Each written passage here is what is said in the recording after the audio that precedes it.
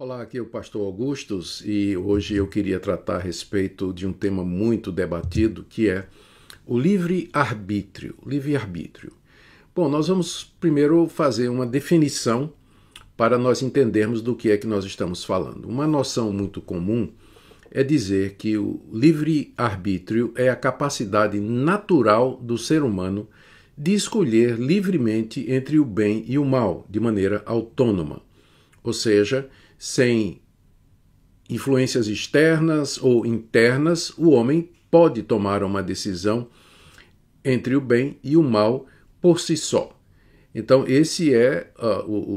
essa é a noção mais comum de livre-arbítrio, né? Se formos dar uma definição teológica, nós pegaríamos aqui a definição de Erasmo de Roterdã, que defendia o livre-arbítrio no período da Reforma. Ele disse que o homem, mesmo após a queda no jardim, ele conserva uma centelha de liberdade espiritual para poder cooperar com a graça.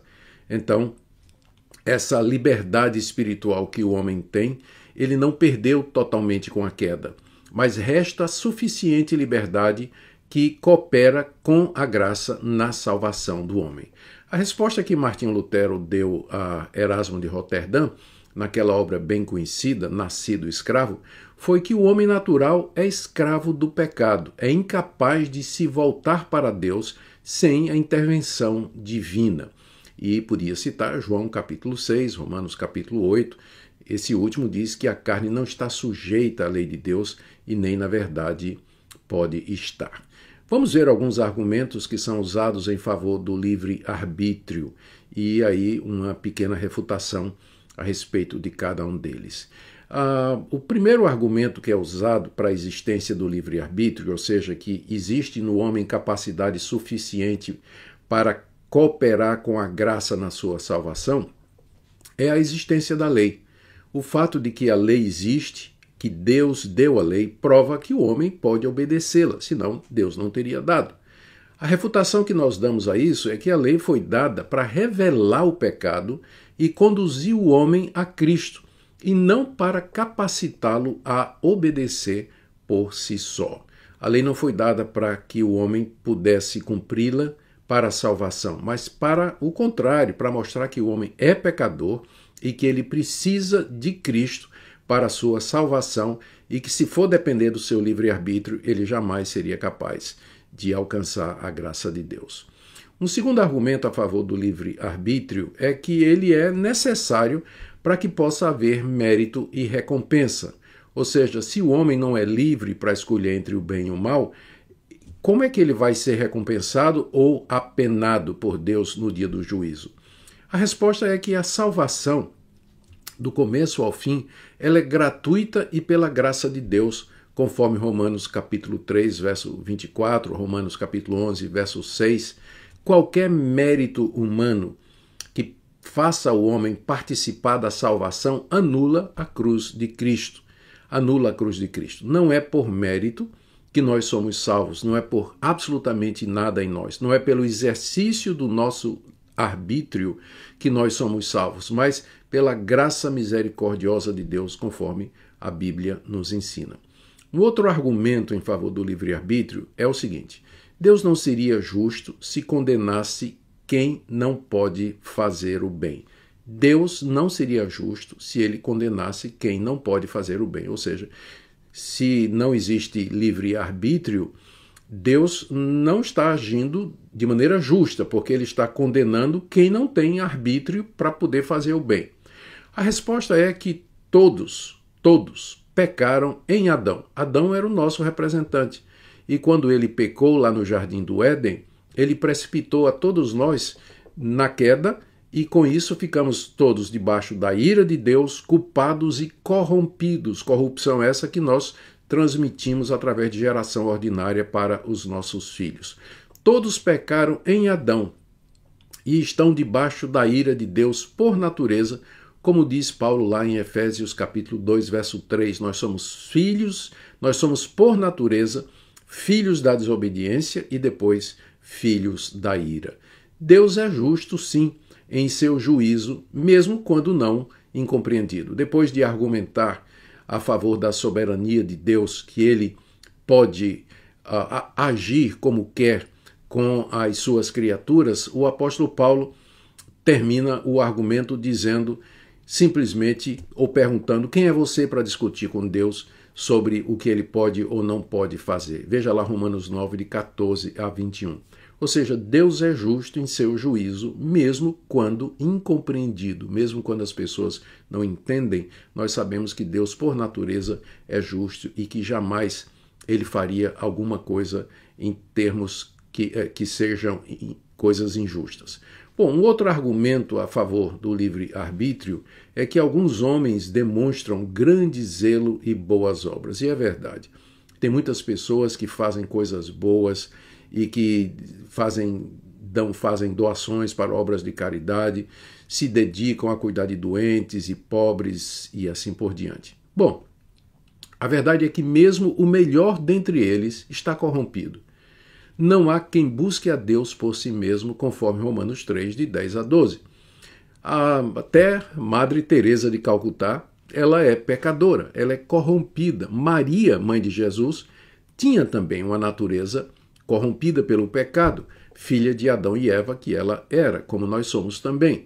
Não existe um único ser humano na face da terra, a não ser o Senhor Jesus, que não tenha sido manchado pelo pecado e que, portanto, não tenha sido balançado, tocado no seu arbítrio, que não é mais livre e, portanto, não é mais autônomo. Quando as pessoas fazem boas obras e fazem coisas boas, isso não quer dizer que elas têm livre arbítrio. Quer dizer simplesmente que elas são pecadoras, mas Deus, na sua graça e misericórdia, faz com que elas produzam boas obras, não para a sua salvação, mas para que a sociedade humana continue, para que a civilização não feneça, não deslanche ou desabe completamente.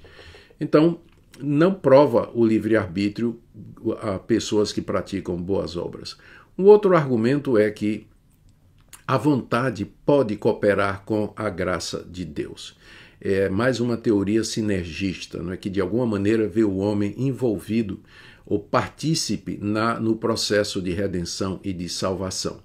A resposta é que a graça de Deus não coopera com a carne. Não há como a graça de Deus cooperar com a nossa natureza carnal, porque nós estamos mortos em nossas ofensas e pecados. A graça regenera o morto espiritualmente. Veja lá, Efésios capítulo 2, verso 1, quando o apóstolo Paulo diz que, estando nós mortos nas nossas ofensas e delitos, nos deu vida juntamente com Cristo. Nos deu vida juntamente com Cristo. Lá em João, Evangelho de João, capítulo 1, verso 13, o apóstolo João fala daqueles que não nasceram da carne, mas nasceram do Espírito, fazendo, portanto, essa separação. A graça não coopera com a carne. A carne não se submete ao favor e à graça de Deus. O que Deus faz é regenerar o pecador para que ele então possa crer, se arrepender e seguir ao Senhor Jesus. Esses são alguns dos argumentos usados em favor da existência de livre-arbítrio. Outro argumento é que os convites e as demandas que Deus faz na Bíblia, do tipo assim, estou à porta e bato, converta-se, venha. Se alguém está cansado, vinde a mim todos vós que estáis cansados e oprimidos, eu vos aliviarei, pressupõe que o homem pode responder. A resposta que nós damos é que o homem não pode responder e nem por isso ele deixa de dever a Deus. Suponha que você tenha tomado um empréstimo muito grande, $1 milhão, reais, e passado um tempo você não consegue pagar aquilo. O banco vai mandar o cobrador na sua porta e você vai dizer, eu não pago porque eu não tenho como pagar, estou inadimplente, eu não tenho condição. E aí o banco vai dizer, então tá bom, você está liberado? De jeito nenhum, você continua devedor, mesmo sendo inadimplente. Da mesma forma, nós não podemos obedecer a Deus, não podemos pagar nossa dívida diante de Deus. Nem por isso deixamos de ser responsáveis e nem por isso Deus deixa de ter o direito de cobrar de nós que nós nos arrependamos e andemos de acordo com seus caminhos. Bom, agora vamos para alguns argumentos contra a existência do livre-arbítrio, ou seja, que o homem pode, de maneira autônoma, por si só, escolher livremente entre o bem e o mal. Primeiro, a realidade da culpa universal da humanidade. Toda a humanidade está debaixo da ira de Deus.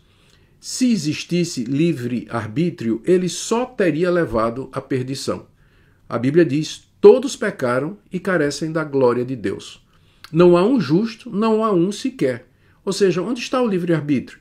Se houvesse, na verdade, livre-arbítrio, haveria alguém que usaria esse livre-arbítrio para só fazer o bem, e seria, portanto, exceção a essa regra de que todos pecaram e carecem da glória de Deus. O livre-arbítrio, ele não tem poder para manter você sempre fazendo o bem. Por quê? Porque ele é fraco, ele está corrompido pelo pecado, o arbítrio humano.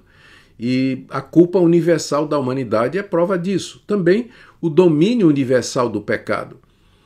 O homem está cativo espiritualmente, está morto, está alienado de Deus. É isso que a Bíblia ensina. O homem é escravo do pecado, ele é escravo da carne, dos pensamentos. E se houvesse livre-arbítrio, por que não há pessoa? Por que então as pessoas não poderiam dizer assim: eu decido hoje que eu não vou pecar. Hoje, no dia de hoje, eu não vou cometer nenhum pecado. Quem você acha que consegue fazer isso? Ninguém. Porque ninguém tem esse poder, ninguém tem essa capacidade. O arbítrio está manchado pelo pecado. Outro argumento contra o livre-arbítrio é que a vontade natural do homem está inclinada para o mal. A gente gosta muito mais do que não presta e do que é proibido do que fazer o bem. Nosso coração, com muito mais facilidade, se ira, se enche de rancor, de cobiça e de idolatria do que produz a renúncia, o autossacrifício, o esvaziamento, o amor ao próximo. O que é nascido da carne, disse Jesus, é carne, lá em João 3,6. E ninguém de fato busca a Deus por si só. Outro argumento contra a existência do arbítrio livre e autônomo é que a fé que é necessária para a salvação, ela não é produto da vontade humana, ela é dom de Deus, conforme está lá em Efésios capítulo 2, verso 8. Pela graça sois salvos mediante a fé, e isto, refere-se ao antecedente, a fé, não vem de vós, é dom de Deus. Não vem da carne, nem da vontade do homem, disse Jesus, disse João, lá no capítulo 1, verso 13 do seu evangelho. Outra coisa, não é? A Bíblia é clara quando diz que a salvação é somente pela graça mediante a fé. Portanto, não tem espaço para mérito ou para o esforço humano. Além disso, a carne permanece ativa até mesmo nos regenerados. Ora, se nós, crentes, lutamos com a carne, quanto mais os que não são regenerados. Eles estão escravizados, seguem as suas paixões, fazem aquilo que não presta, e vem falar de livre-arbítrio. Por que então não usam o livre-arbítrio para parar de pecar e fazer somente o bem? Além disso, existe a incredulidade universal. Isso prova que o homem não é neutro nem predisposto ao bem, mas ele é rebelde. O consolo que nós temos é a dependência da graça de Deus. A certeza da nossa salvação está na fidelidade de Deus e não na volubilidade da vontade humana. Se nós fôssemos esperar a salvação com base no nosso arbítrio, nós jamais nos salvaríamos, nós nem nos manteríamos salvos. É somente pela graça de Deus e pela misericórdia de Deus. Livre-arbítrio, entendido como a capacidade que o homem tem de livremente escolher entre o bem e o mal de maneira autônoma, não existe. Existe o arbítrio, a capacidade de escolher, mas um arbítrio escravo, um arbítrio sempre dirigido para o mal, um arbítrio que é impossível, que não tem força para livrar o homem do pecado, nem força para fazê-lo obedecer a Deus sempre a ponto de merecer a vida eterna. Espero que essa aula tenha ajudado você e que você possa entender que sem a graça de Deus e a misericórdia de Deus, você jamais será salvo.